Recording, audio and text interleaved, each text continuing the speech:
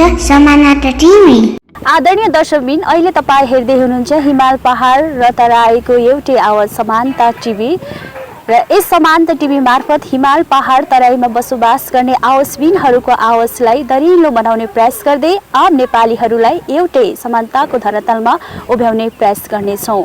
म हुँ तपाईँकी आवाजको साथी सबिना साम्पाङ र त्यसै क्रममा आज हामी प्रदेश स्तरीय एकीकृत अपाङ्गता पुनर्स्थापना केन्द्र झापा दमक 4 ताराबारीको यस भवनमा आइसकेका छौँ र आज यस भिडियो मार्फत चाहिँ तपाईँहरूलाई यस प्रदेश स्तरीय एकीकृत अपाङ्गता पुनर्स्थापना केन्द्रको बारेमा केही जानकारीहरू गराउनेछौँ र आजको यस बसाइमा आजको अतिथि हुनुहुन्छ दमक अपाङ्ग सहयोग समितिका सचिव मदन बोहराजी। मदनजी, हजुरलाई कार्यक्रममा स्वागत छ। आरामै हुनुहुन्छ नि? ठिक छ, अहिलेसम्म एकदमै चिसो मौसम छ है। सर्वप्रथम भवन निर्माणको पृष्ठभूमि थोरै बताइदिनुहोस् न। हामी यो प्रदेश नम्बर 1 मा रहेका आम अपाङ्गता भएका व्यक्तिहरूका लागि प्रदेश स्तरीय एकीकृत अपाङ्गता पुनर्स्थापना केन्द्र निर्माणको अभियानमा छौँ। यो निर्माणको अभियान सञ्चालन गरिरहँदा हामी यस कार्यक्रमका लागि दमक अपाङ्ग सहयोग समितिले हामीले प्रदेश नम्बर 1 भरिरहेका आम अपाङ्गता भएका व्यक्तिहरूका लागि अपाङ्गता भएका व्यक्तिहरूले भोग्नु परेका दैनिक समस्याहरूलाई सम्बोधन गर्नका लागि यो अपाङ्गता पुनर्स्थापना केन्द्र निर्माण अभियान सञ्चालन गरेका हौँ। हामी अहिले पृष्ठभूमिमा देखिरहेको भवन हामीले चाहिँ अपाङ्गता पुनर्स्थापना केन्द्र भवन निर्माण स्थलको कार्यालय र तत्कालका लागि फिजियोथेरापीको कार्यक्रम सञ्चालन गर्नका लागि हामीले उपयोग गर्दै अब थप चाहिँ अपाङ्गता भएका व्यक्तिहरूलाई सहज रूपले तालिम, सहायक सामग्री लगायतका कार्यक्रमहरू सञ्चालन गर्न र आवासीय र गैर आवासीय तालिमहरू सञ्चालन गर्दै अपाङ्गता भएका व्यक्तिहरूलाई आम नागरिक सोसेर काम गर्ने र समाजमा हैसियत निर्माण गर्नका लागि पहल गर्ने उद्देश्यले यो निर्माण चाहिँ सुरुवात गर्न खोजिएको हो। अहिले यो हामीले पृष्ठभूमिमा देखिरहेको छौँ नि यो भवनको निर्माण चाहिँ तपाईँहरूले कति सालमा सुरुवात गर्नुभएको? हामीले चाहिँ यो भवन निर्माणको चाहिँ सुरुवात 75 साल माघ 25 गते हामीले यसको औपचारिक शिलान्यास गऱ्यौँ र यसलाई हामीले लकडाउनको बिचमा काम गर्नु पर्यो। हामीले चाहिँ चैत मसान्तभित्र यो कार्यक्रम सम्पन्न गर्ने भनेका थियौँ।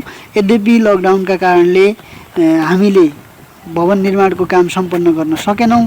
यसलाई चाहिँ व्यवस्थित गर्दै जाँदाखेरि कोभिड-19 का समस्याले गर्दाखेरि चाहिँ यसलाई व्यवस्थित गर्दै जाँदा हामीले असार मसान्तसम्ममा यो भवन निर्माण सम्पन्न गऱ्यौँ र यो भवन निर्माण सम्पन्न गर्नका लागि प्रदेश नम्बर 1 सरकार सामाजिक विकास मन्त्रालय अन्तर्गतबाट हामीलाई रु 10 लाख रुपियाँ आर्थिक सहयोग भएको थियो भने दमक नगरपालिकाबाट रु 4 लाख रुपियाँ सहयोग भएको थियो र अरू बाँकी चाहिँ हाम्रा सहयोगी मन र सहयोगी दाताहरूबाट उठेको रकमबाट यो भवन निर्माण सम्पन्न गरेका हौँ।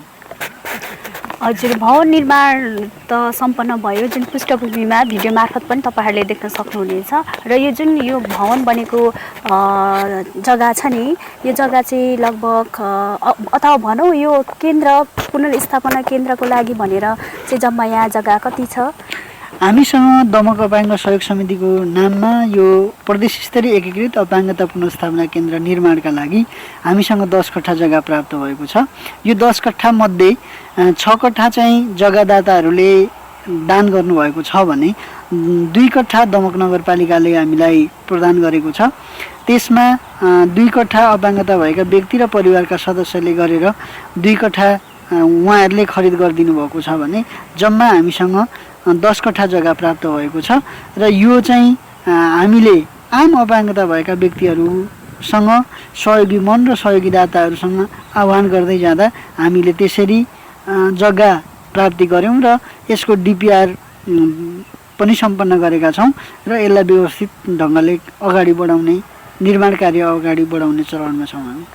हजुरले भन्नुभयो निर्माण कार्य अगाडि बढाउने प्रयासमा छौँ भनेर। अनि जुन अब यो एउटा भवन त यहाँ बनिसकेको छ होइन, हामीले देखिरहेका छौँ हाम्रो पृष्ठभूमिमा छ र अब चाहिँ अरू बाँकी जग्गाहरूमा चाहिँ कहिलेसम्ममा अब त्यो भवनहरू चाहिँ निर्माण भइसक्छ? तपाईँहरूको त्यो सोच हुन्छ नि यति सालसम्म चाहिँ यो वर्ष यति वर्षभित्रमा चाहिँ हामीले चाहिँ यतिवटा भवन बनाइसक्छौँ? हामीले 2082 सालभित्र हामीले एकीकृत भवन बनाउँछौँ। हामीले चाहिँ भवन टुक्रा टुक्रा बनाएर हामीले जग्गालाई चाहिँ विनाश गर्ने भन्दा एउटै भवन ठुलो र सुविधा सम्पन्न बनाउने र बाँकी रहेको जग्गामा अपाङ्गता भएका व्यक्तिहरूलाई आवश्यक पर्ने चाहिँ मर्निङ वाक गर्ने ठाउँ चाहिँ उहाँहरूलाई व्यवस्थित गर्न तालिमका लागि चाहिने आवश्यक हिँड्ने ठाउँहरू अनि व्हिलचेयर प्रयोग गर्दाखेरि वाकर प्रयोग गर्दाखेरि चाहिने ठाउँहरूलाई व्यवस्थित गर्दै हामी चाहिँ थप जग्गालाई सुरक्षित गर्दै एउटा भवनमा सम्पूर्ण कामहरू सम्पन्न गर्ने गरी 2082 सालभित्र हामी यो निर्माण अभियान सम्पन्न गर्छौँ र त्यसमा 2082 सालपछि चाहिँ हामी सुविधा सम्पन्न एकीकृत अपाङ्गता पुनर्स्थापना केन्द्र भनेर घोषणा गर्छौँ र त्यसपछि हामी निरन्तर आम अपाङ्गता भएका व्यक्तिहरूको बिचमा क्रियाशील रहनेछौँ र काम गर्नेछौँ। भनेपछि अपाङ्गताहरूलाई यस भवनमा यस ठाउँमा लिएर तपाईँहरूले अब खाना बस्न सबै सुविधा दिएर उहाँहरूको हेरचाह गर्नुहुन्छ कि कस्तो छ? यो चाहिँ अरू हामी चाहिँ त्यसलाई आश्रम भन्छौँ। खाना बस्न दिएर राख्ने अपाङ्ग पुनर्स्थापना केन्द्रहरूलाई चाहिँ हामीले त्यसलाई आश्रम भन्छौँ। त्यो चाहिँ अपाङ्गता पुनर्स्थापना केन्द्र भएन हाम्रो सोचमा र व्यावहारिक रूपमा हेर्दा पनि त्यो चाहिँ पुनर्स्थापना केन्द्र जस्तो देखिएन। हामी चाहिँ यसलाई कुन रूपमा विकास गर्न चाहन्छौँ भने अपाङ्गता पुनर्स्थापना केन्द्र भन्ने बित्तिकै यो चाहिँ केही समयका लागि तालिम प्राप्त गरुन्जेलसम्म चाहिँ उसको स्वास्थ्य अवस्था ठिक नहुन्जेलसम्म बस्नका लागि हुने एउटा पोइन्ट भएको हुनाले यसलाई चाहिँ हामी पुनर्स्थापना केन्द्र भन्ने बित्तिकै फेरि पनि गएर ऊ त्यही घरमा त्यही समाजमा त्यही छिमेकमा बस्न सक्ने अवस्था निर्माण गर्नका लागि हामीले गर्नुपर्ने पूर्वाधारका कामहरू उसलाई जोसँग सिप छैन उसलाई सिप दिने, जोसँग चाहिँ घरायसी समस्या छ त्यो घरायसी समस्यालाई न्यूनीकरण गर्ने र न्यूनीकरण गर्न पहल गर्ने लगायतका कामहरू हामी गर्छौँ। त्यही सिलसिलामा चाहिँ हामीले यसलाई व्यवस्थित गर्दै लाने र अगाडि बढाउने सोचमा छौँ।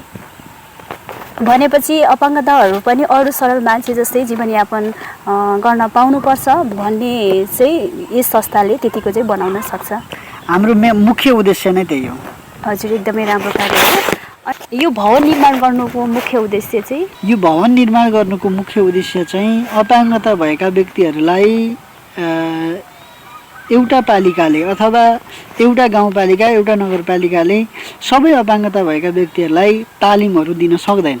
हजुर, त्यहाँ चाहिँ स्रोत साधन पनि कम्ती हुन्छ, त्यहाँ चाहिँ दक्ष जनशक्ति पनि कम्ती हुन्छ र यो कम्तीमा प्रदेश स्तरको अथवा 4-5वटा पालिका मिलेर एउटा केन्द्र चलायो भने चाहिँ त्यो केन्द्र चलाउन चाहिँ सरकारी बजेटले पनि सम्भव छ, दाताहरूले दिएको कुराले पनि सम्भव छ र स्वयं अपाङ्गता भएका व्यक्ति र परिवारका सदस्यले पनि आय आर्जनको केही रकम छुट्याउनु भयो भने यो केन्द्र सञ्चालन गर्न र यसलाई निरन्तरता दिन सकिन्छ भन्ने अपेक्षाका साथ हामीले यो कार्यक्रम सञ्चालन गर्न खोजेका हौँ। र यो कार्यक्रम सञ्चालन गर्नका लागि हामीलाई प्रदेश नम्बर 1 सरकार, स्थानीय पालिकाहरू, जिल्ला समन्वय समितिहरू र सहयोगी मन र सहयोगी दाताहरूले सहयोग गर्नुहुन्छ र यो हामी कार्यक्रम सहजै निरन्तर सञ्चालनका लागि लागिराख्न सक्छौँ भन्ने हाम्रो बुझाइ हो। एकदमै राम्रो काम हो यो समाजको लागि पनि होइन, एउटा उदाहरणीय काम हो जस अपाङ्गताहरू पनि समाजमा सबल मान्छेहरू जस्तै बाँच्न पाउनुपर्छ भन्ने उनीहरूको अधिकारको कुरा उठाउनु र उनीहरूलाई त्यो दिलाउनु एकदमै राम्रो काम हो, एकदमै राम्रो कार्य रहेको छ। र तपाईँलाई म अर्को क्वेसन सोध्न चाहन्छु, जुन यो स्तरीय एकीकृत अपाङ्गता पुनर्स्थापना केन्द्र छ नि, यहाँनिर अब अपाङ्गता कुनै पनि परिवारमा हुन सक्छन् होइन, उहाँहरू आउनको लागि चाहिँ कस्तो कस्तो प्रक्रियाहरू उहाँले अप्नाउनु पर्ने हुन्छ त? धन्यवाद। हामीले यो प्रदेश स्तरीय एकीकृत अपाङ्गता पुनर्स्थापना केन्द्रको सेवाग्राही बन्नका लागि हामीले अपाङ्गता भएका व्यक्तिहरू सामाजिकलाई खुल्ला रूपमा आह्वान गरिराखेका छौँ। हामीसँग दमक अपाङ्ग सहयोग समिति भन्ने फेसबुक पेज छ, दमक डिसेबल हेल्पिङ कमिटी भन्ने हामीसँग अर्को पनि पेज छ, फेसबुक पेज सामाजिक सञ्जालबाट हामीले गर्छौँ। त्यस्तै हामीले संस्थाको साधारण सभा र विभिन्न कार्यक्रमहरू यस्तै विभिन्न सञ्चार माध्यमहरूबाट पनि हामीले आह्वान गरिरहेका हुन्छौँ। हामीलाई दमक अपाङ्ग सहयोग समिति अथवा प्रदेश स्तरीय एकीकृत अपाङ्गता पुनर्स्थापना केन्द्रको सदस्य बन्नका लागि तपाईँहरूले दमक अपाङ्ग सहयोग समितिको आजीवन सदस्यता लिन चाहनुभयो भने त्यहाँ चाहिँ 1000 रुपियाँ पैसा तिरेर तपाईँ दमक अपाङ्ग सहयोग समितिको आजीवन सदस्य हुनुहुन्छ र तपाईँले पुनर्स्थापना सम्बन्धी चाहिँ पुनर्स्थापना केन्द्रको सेवा लिनका लागि चाहिँ कुनै पनि सदस्यता अथवा शुल्क तिर्नु पर्दैन। तपाईँलाई आवश्यक पर्ने सल्लाह सुझावका लागि र तपाईँलाई आवश्यक पर्ने सहायक सामग्रीका लागि तपाईँले बुझ्नका लागि पैसा परेन, तपाईँ नयाँ सामग्रीहरू प्राप्त गर्नका लागि तपाईँलाई आवश्यक भयो र दमक नगरपालिकाको हकमा दमक नगरपालिका मार्फत हामीले दमक नगरपालिकाले सिफारिस गरेको अपाङ्गता भएका व्यक्तिहरूलाई हामी निःशुल्क व्हिलचेयर, बैशाखी, कर्चेज, एल्बो लगायतका सुस्थ श्रवण साथीहरूका लागि हियरिङ एड, दृष्टिबिन साथीहरूका लागि चाहिँ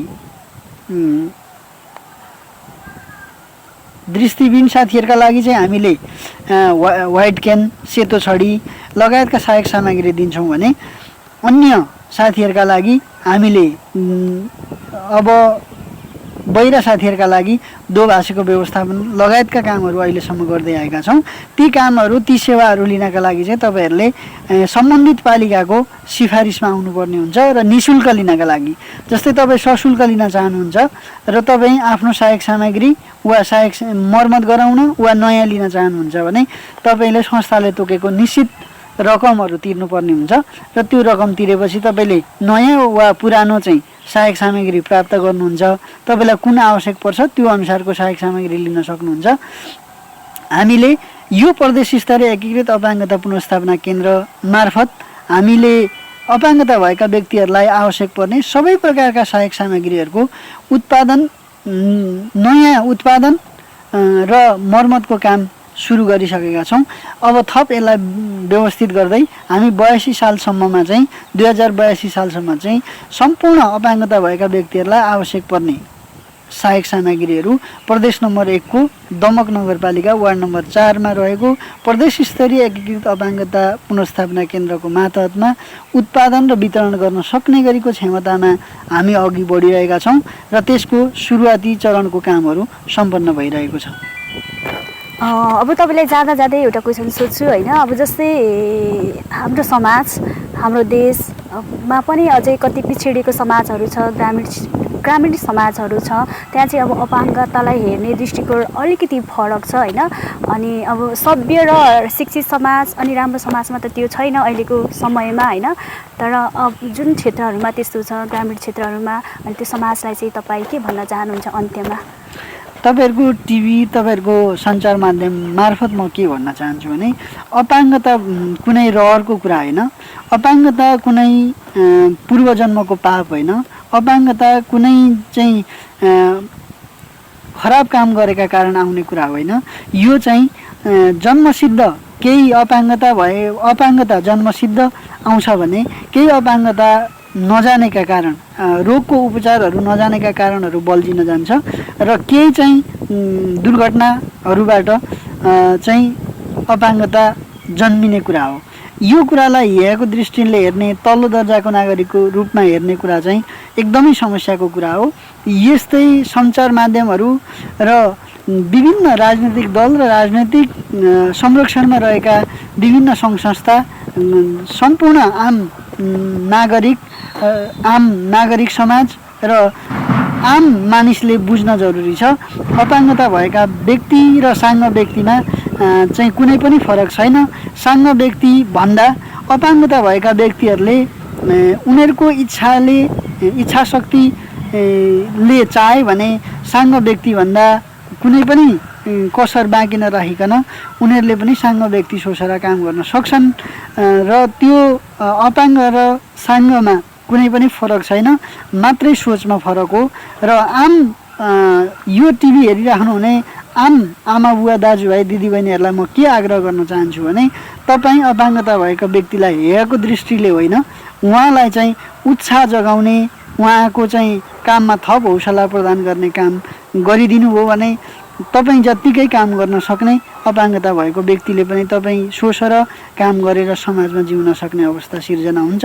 त्यसका लागि म र हाम्रो संस्थाको तर्फबाट हामी हार्दिकतापूर्वक अनुरोध गर्दछौँ।